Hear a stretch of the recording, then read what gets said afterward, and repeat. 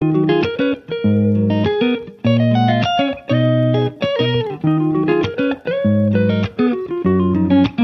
के निवासी हैं या कह लिया जाए उर्दू लफ्ज़ में अगर बोले तो शहरों के बसिंदे हैं, तो निश्चित तौर पर आपके सब्जियों के, आपके फलों के, आपके फूलों के जो निर्भरता है वह पूरी तरीके से बाजार पर ही होती होगी।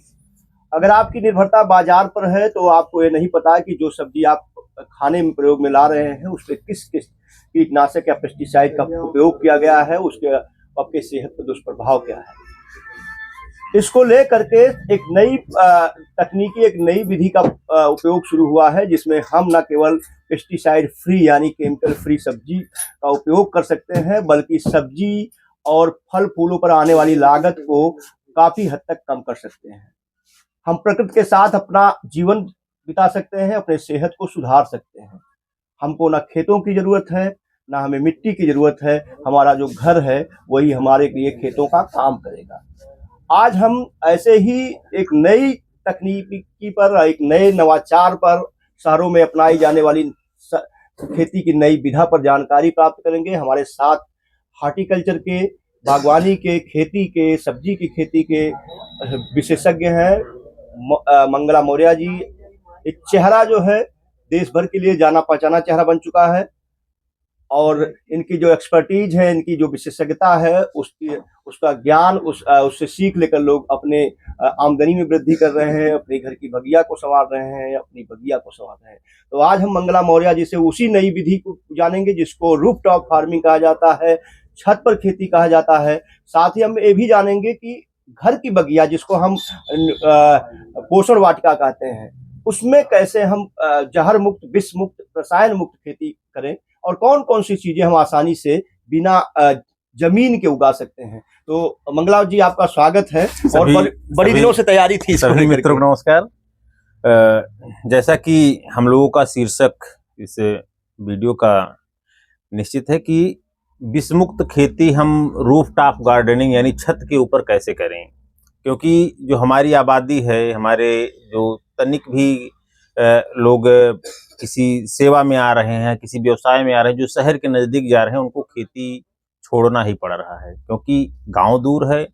गांव से शहर की दूरी अधिक होने की वजह से वह घर रहते हुए अपना जो सेवा है, अपना व्यवसाय है, वो नहीं कर पा रहा है। तो और साथ ही साथ बच्चों की पढ़ाई लिखाई को लेके भी लोगों को शहर की तरफ पलायन करना पड़ रहा है।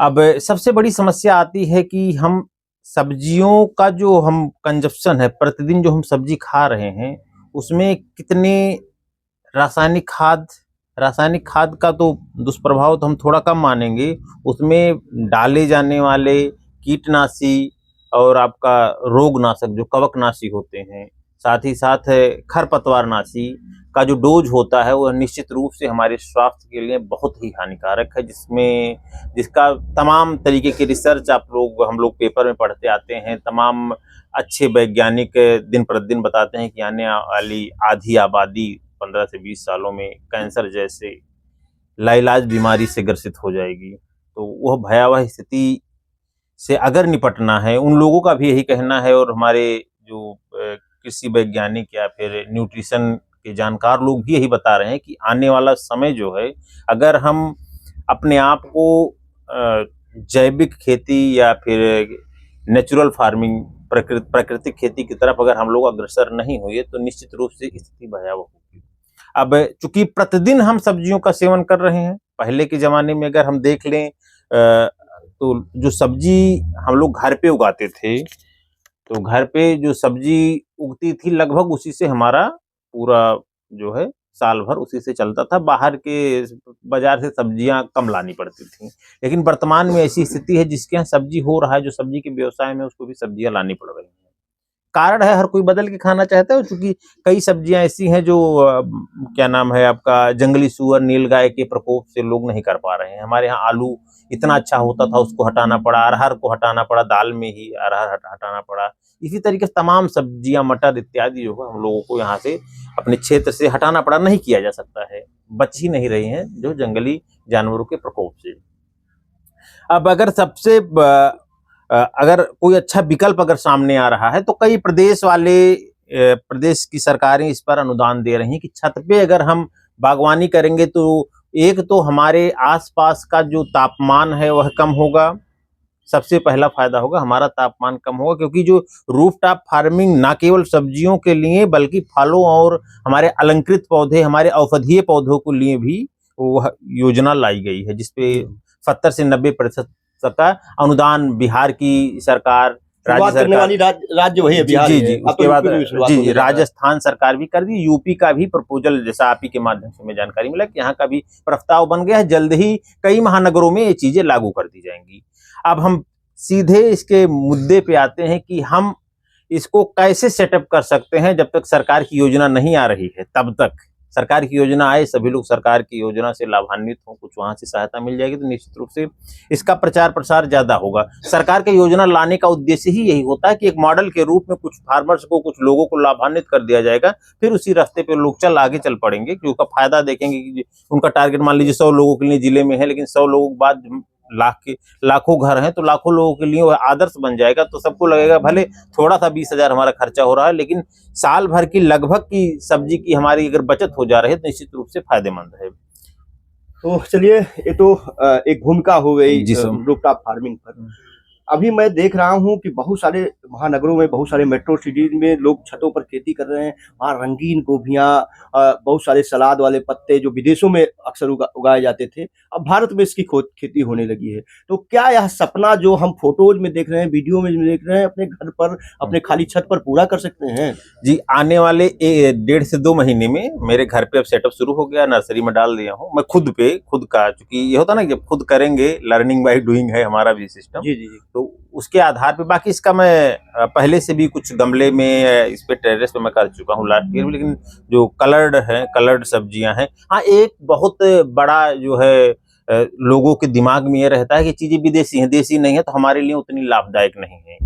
रंगीन सब्जियों, रंगीन फलों के बारे में मैं एक चीज बता दूं, जो उसमें पिगमेंट पाए जाते हैं, जिसकी वजह से सब्जी या फल का रंग लाल होता है, वह कैंसर जैसे हानिकारक रोगों से, और जो हमारे हृदय के लिए बहुत ही अच्छा होता है, वह लाल रंग या पीला रंग या हरे रंग का जो पिगमेंट होता है, तो ये चीज अपने दिल से हर कोई निकाल दे कि यह नुकसानदायक होता है। और अक्सर जो आंगनवाड़ी डिपार्टमेंट, हेल्थ डिपार्टमेंट तो कहता है कि हमको सतरंगी भोजन करना चाहिए, 7 रंग का भोजन करना चाहिए। तो ये रंग का होना, चूंकि हमारे यहाँ पहले प्रचलित प्रजातियां नहीं रही हैं, आने वाले समय में होंगी। जब आप बड़े मॉल में जाएंगे, लुल्लू मॉल हो गया या फिर फिनिक्स प्लासियो हो गया, तो वहां सब आप जब जाइए देखिए, तो वहाँ हम जब जाते हैं तो चूंकि हमारा मनपसंद एक डिवीजन है, तो मैं जरूर वहां जाया करता हूँ, जहाँ पर सब्जी, फल, फूल, ये चीजें रखी रहती हैं। तो वहाँ जाइए, बहुत सारी विदेशी सब्जियां इम्पोर्ट होके भी आती हैं, तो उसके बारे में जब देखेंगे तो ये लगेगा कि नहीं, और भी अच्छी सब्जियां जो देखने में अच्छी लगेंगी, खाने में तो जाहिर सी बात है।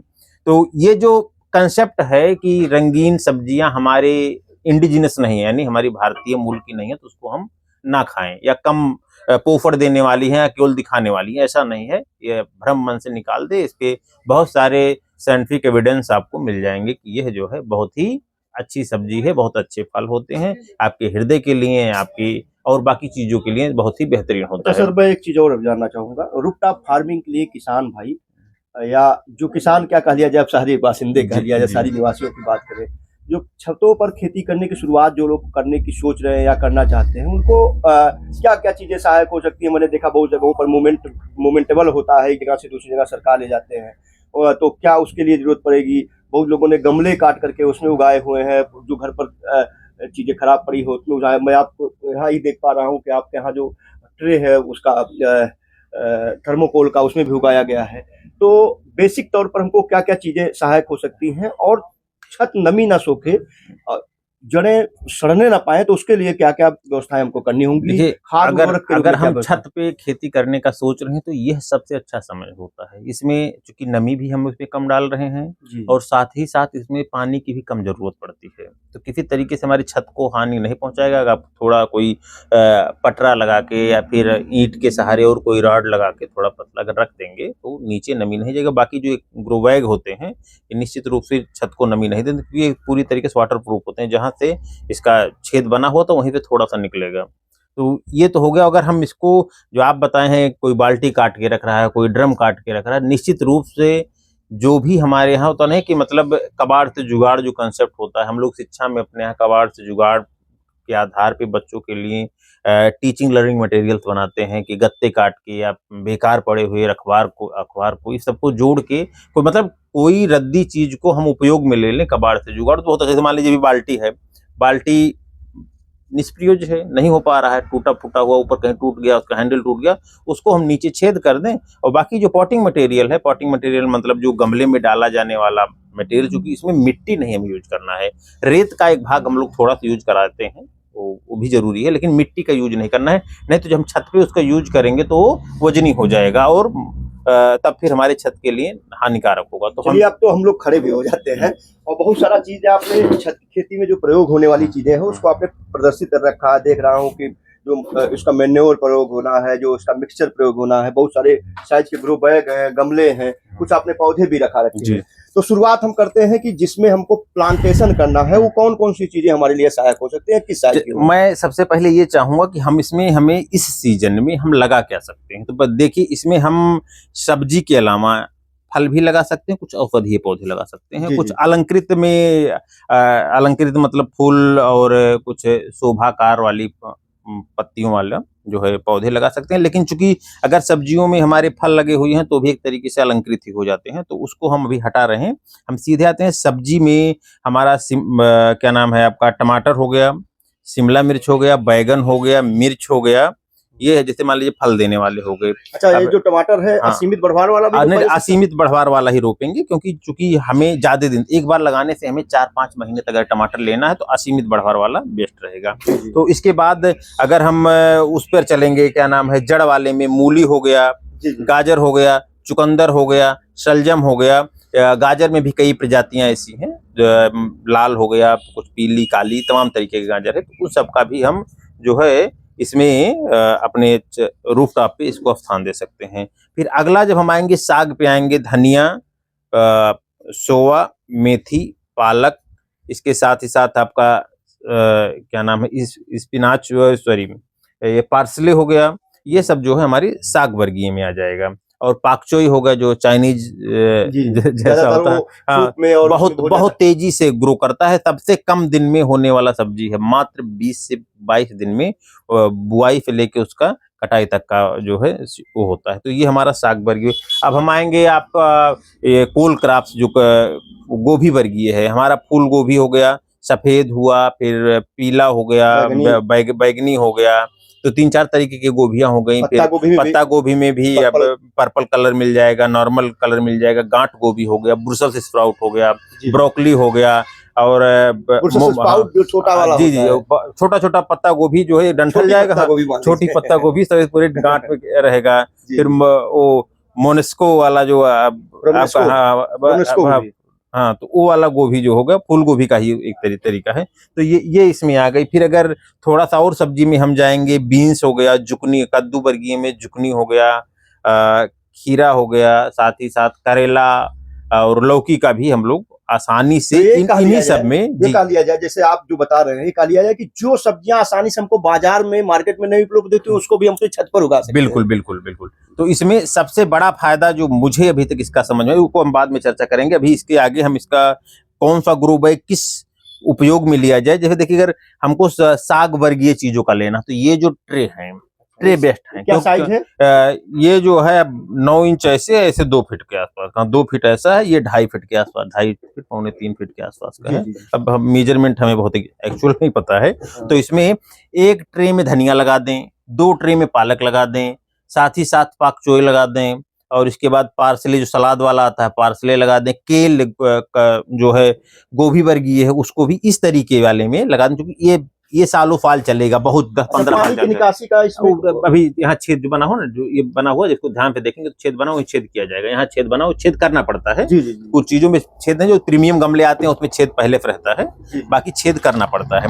तो ये हो गया जो है आपका जो है साग वर्गीय के लिए। अब हम आते हैं टमाटर, बैगन, मिर्च के लिए। टमाटर के लिए जैसे ये वाला आप ग्रो बैग देख रहे हैं, टमाटर के लिए ये ग्रो बैग, ये ग्रो बैग में हम टमाटर लगाएंगे तो लगभग, अगर अच्छे से इसका जो मीडिया बनाएंगे अगर वो अच्छे से दे रहे हैं और साथ ही साथ समय समय पर इसको फिर से अगर हम पोफड़ दे रहे हैं तो एक टमाटर का पौधा मिनिमम 15 किलोग्राम टमाटर आपको देगा, मिनिमम 15 किलोग्राम। अगर इस तरीके से हम 4 से 5 टमाटर के पौधे अगर आपको लगा दें, 4 सदस्यों का अगर परिवार है तो ये मान 60 किलोग्राम आपका टमाटर होता है। एक दिन में 4 लोगों के परिवार में अधिकतम खपत जो है 250 ग्राम होगा टमाटर, वो भी केमिकल फ्री। हाँ केमिकल फ्री 250 ग्राम। अब उसको डिवाइड कर लीजिए 60 किलोग्राम को 4 गुना करके, तो ये लगभग 4 महीने का पूरा सब आपके टमाटर के जो खपत है आपका पूरा कर देगा।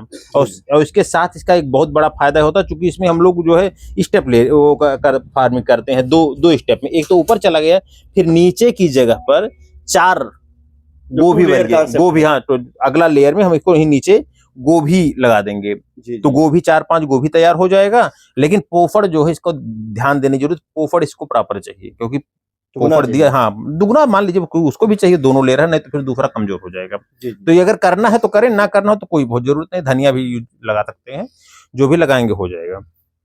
फिर अगर हमें मिर्च लगाना है या शिमला मिर्च लगाना, तो ये हम ले लेंगे 8 से 9 इंच के आकार का आएगा। ये शिमला मिर्च के लिए बहुत ही बेटर है। बैगन के लिए भी आप चाहे इसी में लगा दें या फिर और अलग ले सकते हैं, ये वाला बैगन के लिए भी चल जाएगा, टमाटर के लिए भी चल जाएगा, बैगन के लिए चल जाएगा। लगभग 12 इंच का ये वाला ग्रो बैग है। टमाटर के लिए मैं पिछले वीडियो में बताया था कि अगर किसान भाई शुरू करना चाहते हैं और उनको भी, क्योंकि थोड़े एक्सपेंसिव होते हैं, 200-300 के आसपास के आते हैं, तो अगर एक सीजन के लिए यूज करना तो जो सीमेंट की बोरी होती है, जो रेसे वाली, बिना रेसे वाली तांत जो कहते हैं, तांत वाली है, तो मजबूत होता है, मजबूत बोरी मिल जाए तो बोरी का लगभग 30% ऊपर से काट दीजिए और बाकी 70% को एज ए ग्रो बैग आप यूज कर सकते हैं। थोड़ा 1-2 होल कर देंगे और जो भी पॉटिंग मीडिया इसमें रखना उसमें कर दे, एक सीजन के लिए आपका टमाटर अच्छे से ग्रो हो जाएगा। अच्छा, और ये जो देख पा रहे हैं इसमें क्या हुआ है? अभी जैसे हम आपको बताए हैं कि जो जड़ वाली फसलें हो गई, जड़ वाली जैसे गाजर हो गया, चुकंदर, मूली, शलजम, इस तरीके के जो चीजें हैं, गोभी भी इसमें लगा सकते हैं, गोभी भी लगा सकते हैं। वो ये नहीं कि एक ही तरीके की, जो जैसे इसका उथली जड़ जो रहेंगी, उथली जड़, तो उथली जड़ के लिए छोटे में हो गया, इसमें हो गया। और अगर थोड़ा सा गहरा जाएगा, जाहिर जैसे पपीता हमें लगाना है,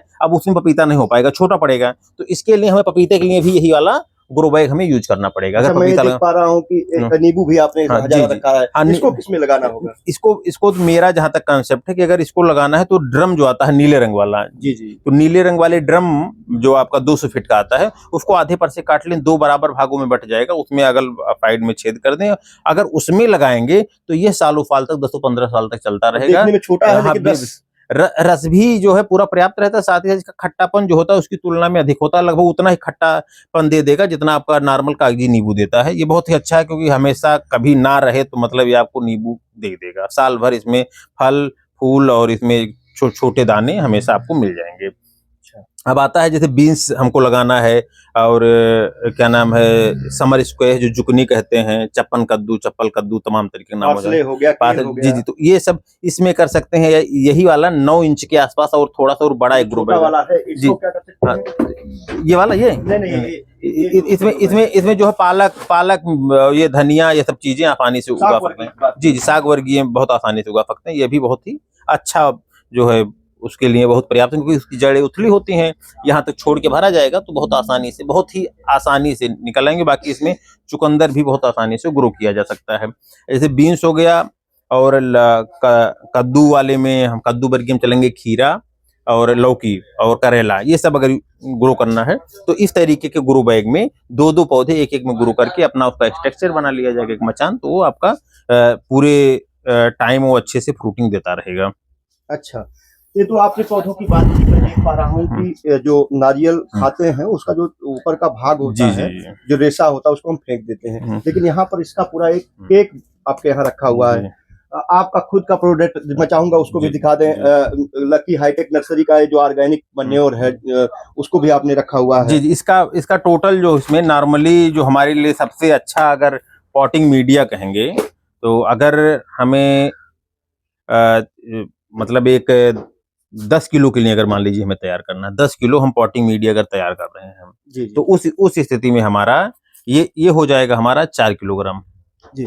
4 किलोग्राम एक जो है। जी हाँ 4 किलोग्राम कोकोपीट हो जाएगा, सूखा 4 किलोग्राम। जी जी अभी सूखे की बात हो रही, बाद में वो ज्यादा हो जाएगा। जी जी। और उसके बाद हमारा 2 किलोग्राम रहेगा आपका ये बर्मी कंपोस्ट हो गया। फिर 2 ही किलोग्राम रेत या परलाइट आता है, नॉर्मली हम सफेद वाला रेत मिला लेंगे। इसके अलावा 1 किलोग्राम सरसों की खली का पाउडर इसको मिला लेंगे, वो तो भी हमारा न्यूट्रिशन में आएगा। और इसके बाद लगभग आधा किलोग्राम लकड़ी की राख, ये हमारा पॉटिंग मिक्सचर तैयार होगा। इसके 10 किलो के लिए? हाँ 10 किलो का ये पॉटिंग मिक्सचर तैयार होगा। जब ये भिगोया जाएगा तो ये वाला, तो ये इसका जो एरिया काफी ज्यादा भिगोना क्यों जरूरी होता है? भिगोना, हाँ भिगोना, और इसके दुष्प्रभाव से बचना, चूंकि ये जाहिर सी बात है समुद्री क्षेत्र से ज्यादा आता है, तो वहाँ की जो मतलब पानी होता है वो खारा होता है, तो इसको सबसे पहले भिगोएंगे तब ये फूल जाएगा, लगभग 3 से 4 गुना फूल जाता है। और इसमें जो साल्ट है, साल्ट मतलब अगर कह सकते हैं जो नमक है, वो नमक को 2-3 बार में जब धुल देंगे तो किसी तरीके का प्रभाव हमारे पौधों पे नहीं आएगा, क्षारीय रहेगा, तो फिर हमारा गड़बड़ा जाएगा काम। तो साथ ही साथ इसको और रोगमुक्त करने के लिए हम लोग इसमें जो मात्रा बताएं उसी में 250 से 300 ग्राम ट्राइकोडर्मा मिला के रख देंगे या फिर उसको यूज कर लेंगे। प्रयास करते हैं तो जो ये मिक्सचर बन गया, सब करने बन गया, इसको 2 दिन हम लोग पहले धूप में फैलाएंगे। धूप में फैलाने के पश्चात इसको हल्का सा नमी देंगे, नमी में ट्राइकोडर्मा मिला के तब हम इसका प्रयोग करेंगे। ये हमारा पॉटिंग मिक्सचर है, उसी के आधार अनुपात में हम लोग बनाते रहते हैं। अच्छा, छत पर मैंने जो देखा है मिट्टी का प्रयोग नहीं किया जाता, क्या कारण है? वो छत पर वजन बढ़ने की वजह से? दोनों छत पर वजन भी बढ़ेगा, और चूंकि अगर मिट्टी रहेगा तो बहुत सारे जो माइक्रोब्स होते हैं, मतलब सूक्ष्म जीव होते हैं, जो कह सकते हैं जो फंगस हमारे रोग कारक होते हैं, रोगजनक होते हैं, तो जो रोग कारक फंगस हैं वह हमारे मिट्टियों में तेजी से पनपते हैं, तो उसको रोकने के लिए फिर हमें जो है रासायनिक रूप से प्रयास करना पड़ेगा। तो हमारा जो कंसेप्ट है विषमुक्त खेती का, और विषमुक्त हमें जो उत्पाद मिले वो ब्रेक होगा। तो इसलिए एक तो वजन, दूसरा हमें गुणवत्तापूर्ण, और जो है जो आईपीएम होता है ना, आईपीएम इंटीग्रेटेड पेस्ट में एकीकृत इसका जो है कीट प्रबंधन और रोग प्रबंधन, तो ये जो हमारा डिस्टर्ब होगा, तो हमें एकीकृत पे चलना है। तो इस ऐसे कोई भी संभावना से हमें इनकार करना है, उसको अवॉइड करना है, जिससे हमारे पौधों को या फिर हमारे उत्पाद में मजबूर होके जो है रासायनिक चीजों का प्रयोग करना पड़ जाए। अच्छा, एक चीज मैं और जानना चाहता हूँ, जैसे जो जमीन पे खेती होती है उसमें वो नाइट्रोजन की आपूर्ति के लिए यूरिया का प्रयोग होता है, फास्फोरस का प्रयोग होता है, दानों के बढ़वार के लिए तमाम चीजें प्रयोग होती है, बहुत सारे न्यूट्रिशन दिए जाते हैं रासायनिक रूप से। तो जो रासायनिक ऑर्गेनिक होते हैं, खाद होते हैं, उनकी जगह पर हम विष मुक्त खेती के लिए कौन कौन सी चीजें प्रयोग करें? मैंने आपने एक चर्चा के दौरान बताया कि सीपी जो होता है, जो हम मोती के दौरान बेकार फेंक देते हैं, उसका भी उपयोग है। तो ये सारी चीजें थोड़ा सा देखिए, जैसे सबसे पहले देख लीजिए कि जो हम अभी पॉटिंग मिक्सचर बनाए हैं, वो पॉटिंग मिक्सचर हमारे सभी तत्वों से रिच है, सभी तत्वों से भरपूर, पूरा पोफड़ देने के लिए पूरा, लेकिन 15 से 20 दिन में उसको थोड़ा थोड़ा पोफड़ हम लोग और देते हैं। तो यह इस पोफड़ के क्रम में जब भी ऑर्गेनिक खेती की बात हुई होगी, आज भी कहीं ऑर्गेनिक की बात होती है तो कहते हैं जीवामृत, घनामृत। तो जो जीवामृत, उसमें हम जो जीवामृत का प्रयोग करना है 10 दिन पे, नीम की खली को जो है, नीम की खली या फिर सॉरी इसका सरसों की खली, उसको घोल के 2 दिन, अब 24 घंटे 48 घंटा घोल के उसका उपयोग हमें कर लेना है। साथ ही साथ वर्मी कंपोस्ट ऊपर से भी डाल देना है। इसके अलावा जो हमारी सीवीड आते हैं, सीवीड एक्सट्रैक्ट के ग्रेन्यूल आते हैं, उसका उपयोग कर सकते हैं। ह्यूमिक एसिड का उपयोग कर सकते हैं। चाहूंगा एक पैकेट और दिख रहा है, उसको भी आप ऑर्गेनिक के तौर पर प्रयोग करते हैं? जी, मैं खुद ले आ रहा हूँ, रुक जाइए आप। मैं चाहता हूँ जी, ये बोन मील है, जो हड्डी होता है, जानवरों की हड्डी जो होती है उसको क्रश करके बनाया जाता है। इसमें जो है हमारा नाइट्रोजन, फास्फोरस, कैल्शियम, ये बहुत ही प्रचुर मात्रा में पाया जाता है, कैल्शियम से भरपूर होता है। तो ये जो है इसको एक बार दे देने से, चूंकि ये हड्डी धीरे धीरे गलता है, धीरे धीरे रिलीज करता है, स्लो रिलीज करता है, तो ये बहुत दिन तक जो है ये खाद देता रहता है। सीपी के बारे में आपने कैल्शियम कार्बोनेट की बात की थी। सीप जो होती है, जिसपे क्या नाम है, गांव में पहले जब हम लोग छिलनी नहीं था तो उसको हम लोग जो है पत्थर पे रगड़ के उसको होल कर ले, तो उसी तरीके से, तो उसी से आलू आलू छिला जाता पूर्वांचल में सुतुई कहा जाता है। सितु ही कहा जाता था। तो उसका चूंकि प्रचलन अब नहीं रह गया है, क्योंकि अब हम लोग भी स्टेनलेस स्टील के छिलनी का प्रयोग कर रहे हैं। तो अब अगर ये देखा जाए, उसका भी प्रयोग जो है क्रश करके इसमें पॉटिंग पर, इसमें ग्रो बैग में अपना जो ऑर्गेनिक फार्मिंग में बहुत ही अच्छे तरीके से किया जा सकता है। और अगर हम और भी प्रोडक्शन की बात करें तो बहुत सारे ऐसे बायो एजेंट्स ऐसे अब इस समय मार्केट में उपलब्ध हैं कि जिसका प्रयोग करके हम विषमुक्त खेती की तरफ डायरेक्टली, जैसे ना रेडीमेड फॉर्म में, जैसे पहले था कि हमें घनामित बनाना है, जो भी चीज हमें बनाना था, बहुत सारी चीजें मार्केट में मिल जाती हैं, लाइए गुड़ में करके, गुड़ पानी में घोल दीजिए, और 5 दिन 7 दिन जो जिनका जो शेड्यूल है, जितने दिन का उसका माइक्रोबियल एक्टिविटी का शेड्यूल हो, उतना करने के बाद जो निर्धारित फिर मात्रा में पानी मिला के प्रति पौधे डाल दीजिए, वह पूरी तरीके से उसका पुफड़ देता रहता है। और इसी क्रम में जैसे हमारा एजोटोबैक्टर हो गया, पीएसबी हो गया, यानी फास्फोरस। एजोटोबैक्टर क्या करता है, जो नॉन लेग्यूम, मतलब जो दलहनी फसलों के अलावा जो फसलें हैं, उसमें एजोटोबैक्टर नामक बैक्टीरिया क्या करता है कि जो वायुमंडलीय नाइट्रोजन है उसको जमीन में एकत्रित करता है, सॉरी, फिर जमीन के माध्यम से वो पौधा ले लेता है। जी। मतलब वो क्या नाम है, नाइट्रोजन उपलब्ध कराता है। एजोटोबैक्टर नॉन लेग्यूमिनस, जो दलहनी फसलों के अलावा है। दलहनी फसलों के लिए लेगुमिनस वाला अपना उसका अलग बैक्टीरिया है, वो अपना काम करता है। फिर आता है फास्फोरस सॉल्बलाइजिंग बैक्टीरिया, पीएसबी होता है वो, जो कि जड़ों के विकास के लिए फास्फोरस बहुत जरूरी है। तो जो फास्फोरस सॉल्बलाइजिंग बैक्टीरिया है वो हमें क्या देता है, फास्फोरस की उपलब्धता काफी हद तक हमारा करा देता है, क्योंकि कुछ ना कुछ फार्म में मिट्टी में पड़े रहते हैं, तो वहां भी हम। फिर पोटास के लिए भी आता है अलग बैक्टीरिया। तो ये कई तरीके के कल्चर जो है हमें आसानी से मार्केट में मिल जाते हैं। साथ ही जो आपको भी हम बताए हैं, सीवीड एक्सट्रैक्ट, जो सागरिका जैसा जो उत्पाद है वो सीवीड एक्सट्रैक्ट है। इसके अलावा फर्मेंटेड ऑर्गेनिक मेन्योर है, जो आप बताया जा रहा है, जिससे पीएनजी नेचुरल गैस जो बनाया जा रहा है। हाँ। वहाँ का जो उत्पाद है वो बहुत ही शानदार है, उसका प्रयोग मैं किया, बर्मी कंपोस्ट के टक्कर का प्रोडक्ट है। अच्छा। तो उसका भी हम लोग प्रयोग कर सकते हैं। इसके अलावा मोलसस का बायो पोटाश जो है वह पूरी तरीके से जो है रासायनिक मुक्त है। इसी तरीके से हमारा ये आता है, प्रोम का नाम सुने होंगे आप, phosphorus rich organic matter, phosphorus की मात्रा ज्यादा रहती हो उस खाद में। तो ये सब का अगर हम संतुलित उपयोग करेंगे तो निश्चित रूप से किसी भी तरीके के केमिकल की जरूरत नहीं पड़ेगी, और जो गुणवत्ता वाला आपका जो उत्पाद आएगा, जो सब्जी का आपका टेस्ट आएगा, निश्चित रूप से अब तक जो भी आप किसी भी वैरायटी का आप खाए होंगे उससे बेहतरीन मिलेगा आपको टेस्ट। अच्छा, मैंने बिहार का जो मॉडल देखा है छत पर खेती का, रूफटॉप फार्मिंग का, वहाँ बहुत सारे शहरों में, मुजफ्फरपुर, गया, पटना, ये सारे जो अभी महानगर हैं वहाँ पर शुरू किया गया है। तो वहाँ जो सिंचाई का हमने मॉडल देखा है, वो जैसे हम खेतों में ड्रिप इरिगेशन करते हैं, छोटा एक ड्रिप इरिगेशन का सेट लगाया जाता है, उसी से पानी टपक विधि से दी जाती है। तो उनका कहना था कि एक तो छत पर सीलन नहीं होगा, दूसरा उसके नीचे वो स्टैंड पर रखते हैं तो पानी निकल जाता है आसानी से। तो इसके लिए क्या व्यवस्था करेंगे अगर हम उत्तर प्रदेश में बात करें? बिल्कुल बिल्कुल, अगर जो भी किसान भाई या हमारे शहरी के निवासी अगर ये खेती करना चाह रहे हैं और इसको अडॉप्ट करना चाह रहे हैं, अगर निवेश करेंगे तो ये जो हम अलग अलग चीजें बता रहे हैं, बहुत सारी कंपनियां हैं आपको डायरेक्ट सेटअप के माध्यम से दे देंगी। लेकिन वह सेटअप आपको मिनिमम जो उनका सेटअप 50,000 के आसपास का था, तो वही मान लीजिए अगर बिना सब्सिडी के भी होगा तो 35 से 40 हजार रुपए से कम का सेटअप नहीं जाएगा ये पूरा सेटअप। और वो भी चूंकि वो लोग एक पैकेज के रूप में देते हैं, तो उसमें लगाए जाने वाला चूंकि शेडनेट की जरूरत पड़ेगी, गर्मियों में ज्यादा गर्मी हो, जो ग्रीन शेडनेट आगे हमारा लगा हुआ है, इधर देख रहे हैं, तो उसकी जरूरत पड़ेगी। तो उस उनका जो स्ट्रक्चर होगा निश्चित रूप से कुछ ना कुछ गुणवत्ता आपके मन मुताबिक नहीं होगी। मैं गलत नहीं कह रहा हूँ कि मतलब वो बहुत खराब होगा, लेकिन मन मुताबिक नहीं होगी। तो जो आप अगर अलग से करेंगे तो चीजें सेट है। अगर इसमें भी आप ड्रिप खुद से कराना चाहें तो ड्रिप की पाइप लेके आप जो है उसी जगह पर जो है नोजल निकाल दीजिए, आता है, सबका सेटअप आपको रेडीमेड मिल जाएगा, वो भी चीज आप कर। तो ये निश्चित रूप से बहुत सस्ता कास्ट। अगर मान लीजिए, मैं कह रहा हूँ कोई चीज आप मत लीजिए, आपके पास आपका बड़े ड्रम का भी प्रयोग बड़े हाँ सब जगह आपका ड्रिप कर सकते हैं। लेकिन जब थोड़ा सा है, मान लीजिए थोड़ी जगह के लिए है, अगर वो 5 मिनट में वाटरिंग कर देगा, सुबह गर्मी में 2 बार करना है तो बहुत आसानी से हो जाएगा।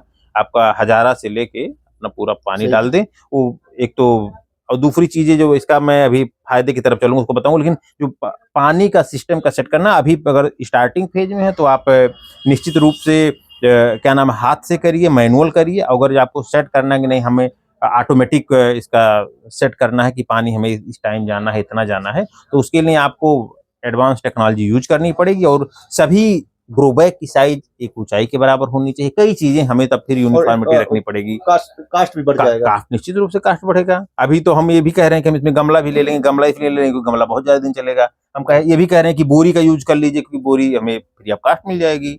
हम लोग का कंस्ट्रक्शन होता है, बोरियां बचती हैं।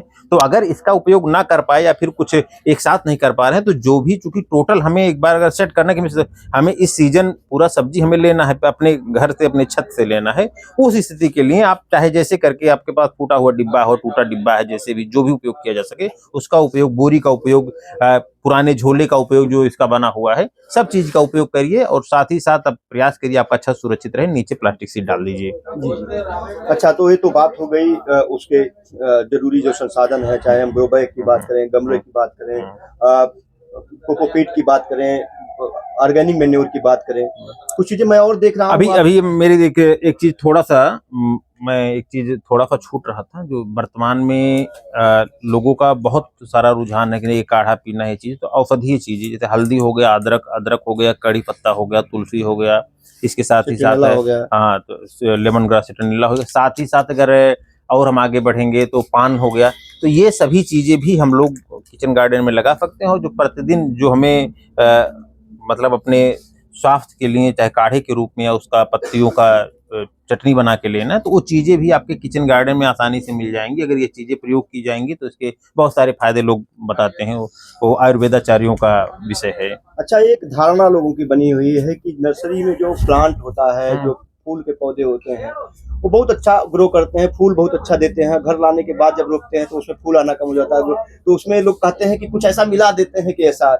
मेरे हाथ में भी प्लांट बूस्टर है, क्या इसी काम कमाल होता है कि न्यूट्रिशन मैनेजमेंट की कमी? नहीं, दो चीजें होती हैं कि अगर जैसे देखिए आप यहाँ देखेंगे तो जब पानी डाला जाना तो पानी डाल दिया गया जी, आपके घर पे गया है, पौधा ले जाके घर पे रख दिए हैं, हाई टेम्परेचर है, टाइल लगी हुई है और उसको एक दिन पानी दे रहे हैं, दूसरे दिन भूल जा रहे हैं, जैसे आदत में तो है नहीं। यहाँ का शेड्यूल सेट है, गर्मी में 3 बार स्प्रे होगा, फॉगर चलेगा, सब चीजें सेट हैं। ठंडियों में दूसरे तीसरे दिन जब जैसे डालना जाना, नहीं डाला जाना तो एटलीस्ट ऊपर की पत्तियां धुल दी जाएंगी। तो ये यहाँ का जो है कंसेप्ट कि अगर वहाँ वाटर मैनेजमेंट अच्छे से हो जाए तो कोई भी पौधा सूखे, किसी भी पौधे हम लोग यहाँ पर कोई न्यूट्रिशन अलग से देने की जरूरत नहीं पड़ती है। मतलब एक लोगों का भ्रम है, भ्रम होता है क्योंकि अब एक जगह पौधे हैं हमारे शेडनेट के नीचे, किसी तरीके से जो कीट का अटैक और साथ ही साथ मौसम का बहुत बड़ा प्रकोप इस पर नहीं आने वाला है। अच्छा, मैं एक चीज और देख पा रहा हूँ, प्लांट बूस्टर, ये ऑर्गेनिक में आप इसको गिनते हैं? ऑर्गेनिक ही है, क्या काम है? ऑर्गेनिक ही है। इसमें जो है क्या है, ये सीवीड एक्सट्रैक्ट जो सागरिका जो हम लोग खेतों में उपयोग करते हैं वही चीजें भी है। ये क्या करता है, हमें हमारे पौधों को स्ट्रेस से बचाता है। जैसे मान लीजिए ज्यादा ठंडी लग गया, ज्यादा गर्मी लग गया, पानी की कमी हो गई, किसी तत्व की उसको स्पेसिफिक तत्व की कमी हो गई, तो उस स्थिति में ये हमें पौधे का जो है स्ट्रेस फ्री रखता है और साथ ही साथ उस चीज की सप्लाई भी दे देता है। पौधे की सप्लाई देने के लिए जो है अच्छा है फुल, और अगर इसमें देखिए बढ़वार अच्छी होती है और फलों का आकार बढ़ जाता है, क्योंकि न्यूट्रिशन रिच होता है और न्यूट्रिशन उपलब्ध कराता है। अच्छा, क्योंकि वीडियो लंबा हो रहा है, मैं चाहूंगा बुलेट पॉइंट में जो चीजें छूट रही हैं रूफटॉप फार्मिंग पर, छत की खेती में, उन चीजों को कवर कर दें जिससे हम लोगों। देखिए सभी दर्शकों को मैं छोटा सा एक मेरा निवेदन है कि जिनके पास भी छत पे जगह है, अगर आप किराए के मकान पे भी रह रहे हैं, अगर छत पे जगह है, आप अपने मकान मालिक आपका सहमत है इस चीज से को लेके, तो आप कुछ न कुछ नहीं, मैं कह रहा हूँ आप 4 ग्रो बैग में आप टमाटर लगा दीजिए, 4 में शिमला मिर्च लगा दीजिए, 4 में बैगन लगा दीजिए, 4 में मिर्च लगा दीजिए। तो इससे आपका जो काफी बहुत बड़ा हिस्सा जो है आपका सब्जी की सप्लाई देने के लिए ये आपका पूरी तरीके से सक्षम हो जाएगा। दूसरा ये है कि जब भी आप इसको लगाएं तो इसमें दोनों तरीके का मिक्सचर ना करके, नहीं हम इसमें मिट्टी भी डालेंगे, इसमें हम रासायनिक भी करेंगे। अगर आपको रासायनिक ही करना है तो निश्चित रूप से मेहनत ज्यादा लेगा। स्टार्टिंग के दिनों में आपको इसको उठा के ही लेके जाना छत पे तो मेहनत ज्यादा लेगा, फिर मिट्टी लेके जाना, तो वो काम नहीं हमको करना है। एक बार मेहनत लग जाएगा, फिर बहुत ही कम मेहनत में बहुत ही अच्छा जो है आपको उत्पादन किसी तरीके के केमिकल रेजिड्यू फ्री उत्पादन आपको मिलने वाला है। और जो भी प्रजाति का चयन करें, अच्छे प्रजातियों का चयन करें, अच्छे प्रजाति के पौधफाला से लेके आप चाहे पौध लगाएं या फिर उसको ग्रो करके लगाएं, जैसा आपका खुद का जो है मन हो या फिर जैसी उपलब्धता हो आपके क्षेत्र में। ये दोनों चीजें, मतलब आपको बीज अच्छा होना चाहिए, साथ ही साथ बैकअप के लिए हमारे पास जैसे मान लीजिए न्यूट्रिशन की कमी हो रही है, किसी पौधे में लग रहा है नहीं कुछ लग रहा है खाद की कमी इसमें, तो उसके लिए हमारे रेडीमेड जो हैं उसका उपयोग करने के लिए आपके पास सुरक्षित रखें पहले से। कीटनाशी या तो आप खुद बनाएं या फिर नीम ऑयल या फिर रोगनाशी के रूप में ट्राइकोडर्मा और 3-4 ऐसे स्ट्रेन और आ गए हैं जिनका प्रयोग करके हम जो है रोगों से मुक्त हो सकते हैं। और इसी तरीके से माइट लगते हैं उनके लिए, वायरस के लिए, तमाम तरीके के उसके लिए हमारे ऑर्गेनिक प्रोडक्ट बहुत ही ज्यादा मात्रा में रेंज में उपलब्ध हैं, उनका आप उपयोग करिए। और जो चीजें आपके लिए जरूरी है, जो चीज आप खा रहे हैं, जो जितना हमारा उपयोग है, लगभग चीजें हमारा पता लगे आप 10 टमाटर लगा दीजिए, पता लगे 2 ही टमाटर से आपका पूरा हो जाए, तो उसमें आप बैगन या मिर्च लगा लिए होते और कुछ लगा लेते। तो ये एक अच्छे से आप अपने दिमाग में प्रिपेयर कर लीजिए क्या क्या चीजें हमारे प्रतिदिन उपयोग की हैं, क्या क्या चीजें हम खरीद रहे हैं, उसमें से क्या चीजें हम अभी जो है उसमें ले सकते हैं, मतलब लगा के उसका हम उत्पादन ले सकते हैं। तो इस चीजों का विशेष ध्यान रखें। और जो भी खाद वगैरह सब वैसे चलता है, बाकी जो भी जानकारी उसके बाद भी चाहिए, आप भी रहते हैं या फिर कमेंट बॉक्स में करेंगे, निश्चित रूप से आपको मिलेगा। और हमारा खुद का जो सेटअप है, आने वाले दिसंबर लास्ट तक हम इसका उत्पादन दिखाएंगे आपको। कई रंगीन सब्जियां, कई जो एग्जोटिक हैं जो अपने यहाँ नहीं होती हैं, उसका आपको वीडियो फोटो के माध्यम से जानकारी साझा करूंगा। हमारा भी उसका प्रक्रिया चल रहा है। और इसका सबसे बड़ा फायदा जो है, आने वाली जो हमारी जनरेशन है जो मोबाइल के गिरफ्त में है, मोबाइल का यूज अपने टेक्नोलॉजी के लिए, अपने ज्ञानवर्धन के लिए करिए। और अगर ये चीज आप काम करेंगे तो निश्चित रूप से आपका अगर 1 घंटा काम करेंगे, 1 घंटा अगर आप मोबाइल से दूर रहेंगे, क्योंकि सबसे ज्यादा मोबाइल का उपयोग तब होता है जब आप फ्री होते हैं और ये काम फ्री टाइम में करना है। उस समय अगर आप मोबाइल से दूर रहेंगे, हाँ उस टाइम भी आप अगर मोबाइल का उपयोग करना है तो आप इसका फोटो लेके अपने सोशल मीडिया पे डालिए, लोगों को भेजिए कि देखिए मैं भी ये चीजें कर रहा हूँ। निश्चित रूप से पुण्य के भागी बनेंगे और लोगों का विश्वास सही रहेगा उसमें, और समाज भी अच्छी दिशा में जाएगा। तो हमारे साथ मंगला मौर्य जी थे और हमने बहुत विस्तृत चर्चा की है। इसका जीता जागता उदाहरण भी जल्दी ही मंगला जी पेश करने वाले हैं। उन्होंने बहुत सारी रंगीन और विदेशी सब्जियों की नर्सरी डाली है, बहुत सारे सलाद पत्तों की नर्सरी डाली है, जो जल्द ही इनके छत की बागवानी के रूप में दिखने वाला है। और ये सिर्फ आपको इसलिए दिखाया जा रहा है, इसलिए बताया जा रहा है कि आप भी सेहतमंद सब्जियां अपने घर की छत पर, खाली छत पर उगाएं। आप भी जो सब्जियां आसानी से मार्केट में नहीं उपलब्ध हो पाती हैं, उनको भी अपने घर पर उगाएं।